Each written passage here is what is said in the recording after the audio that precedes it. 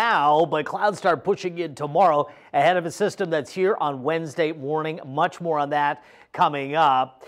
54 right now, Santa Maria, 52 San Luis, 51 Paso, Lompoc 56, 54 Santa Barbara. The winds currently 14 in San Luis, 12 Santa Maria, 9 in Lompoc, Santa Barbara, southeast at 5. Those winds will become light later on tonight with clear skies. It's going to be another frosty overnight. However, again, a quick turn in the forecast. The next system is subtropical, so we're actually going to see temperatures coming up as the next system comes in. If you take a look out here, you can see all the cloud cover starting to edge our direction. This is the atmospheric river, which is the subtropical moisture supply that causes quite a bit of rain and higher rain rates.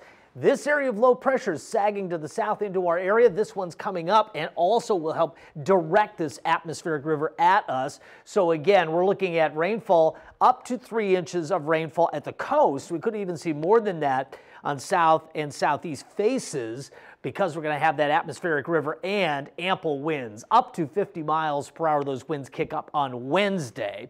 Here's how the modeling shows everything coming together. Again, that first system dropping out of the north, the second one coming in here, and this is the atmospheric river. You can see a potential concern area might be those former burn scars. That was mentioned by Weather Service today. All the county officials are watching the development of this very carefully. But advisories right now are not about the storm. They're about the cold weather tonight into tomorrow morning. So frost advisory again for San Luis and Santa Barbara County west-facing slopes and, I should say, coast, and also for the south coast through tomorrow morning, patches of frosty conditions. It's not going to be a hard freeze, but again, it'll be locally cold.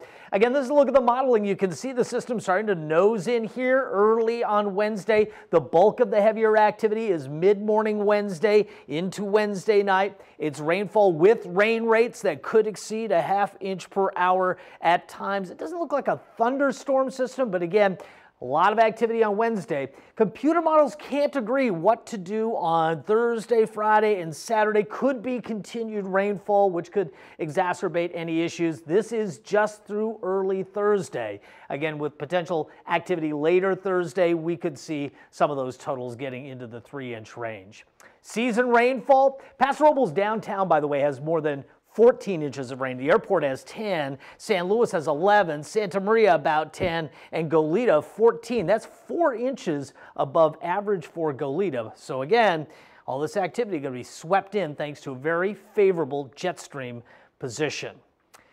Okay, overnight lows tonight. Going to see a lot of temperatures right around freezing for the central coast. I don't think it's a widespread freeze. It's patchy frost. So if you're still tending to plants outside, this is another night that you either want to run a fan or cover them or add some additional water on top of them to just stop that freeze. The deep interior valleys, a hard freeze is likely, but again, it freezes day after day this time of year, so no advisories there, even though it's going to be quite cold. But tomorrow's temperatures do rebound into the 60s. 5-day and 7-day pretty interesting because it's active. Rainfall likely on Wednesday, and then as we get into Thursday, Friday, and the upcoming weekend, models can't agree how many more days to put rain in the forecast. Again, this is pretty much a slam dunk on Wednesday. Thursday early, but again, we're going to have to evaluate what happens after that. Richard, Karina, back to you.